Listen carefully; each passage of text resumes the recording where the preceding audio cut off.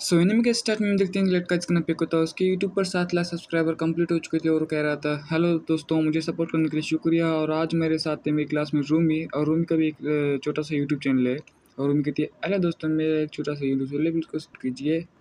Phaco Rumi से कहता है मेरे व्यूअर्स को अपने चैनल के बारे में बता। तो रूमी कहती है बिल्कुल, मैं ब्यूटी टिप्स की वीडियोस बनाती हूँ और मेरे पास एक मॉडल भी है। और वो मॉडल और कोई नहीं, हमारा मेन कैरेक्टर रोबिन होता है बेचारा। और मन में सो रहा था यूट्यूब से लोग बहुत पैसा कमा रहे हैं। रोबिन मन में कहता है ये लोग मेरा इस्तेमाल करें तो इन लोगों को कुछ पैसे तो मुझे भी देने चाहिए। तभी पेको गुस्से से रोबिन को कहता है रोबिन, कैमरे के सामने इस्तेमाल करो वरना तेरा चेहरा भी काट दूंगा।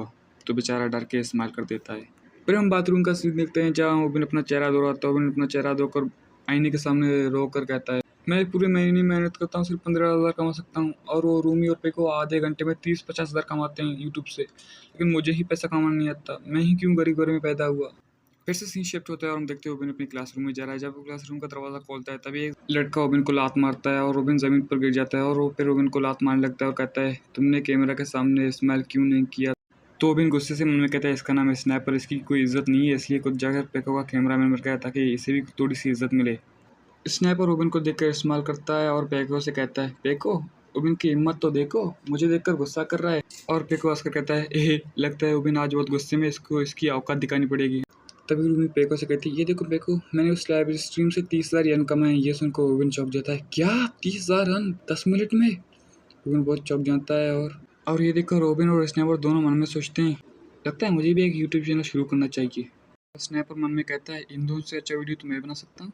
फिर स्नैपर पेको के पास जाता है पेको, अगर मुझे एक यूट्यूब चैनल शुरू करना है तो इसके लिए मुझे क्या करना होगा। तो पेको कहता है यूट्यूब तुझ जैसे बच्चे को पैसे नहीं देगी, इसके लिए तुम्हें तुम्हारे पेरेंट्स की ईमेल आईडी की ज़रूरत पड़ेगी। तो स्नैपर कहता है क्या बात कर रहे हो, पिछले हफ्ते मैंने अपने पेरेंट्स से पैसे चुराए थे, इसलिए वो मुझे अपनी ईमेल आईडी बिल्कुल भी नहीं देंगे। लेकिन मेरे पास एक आइडिया है।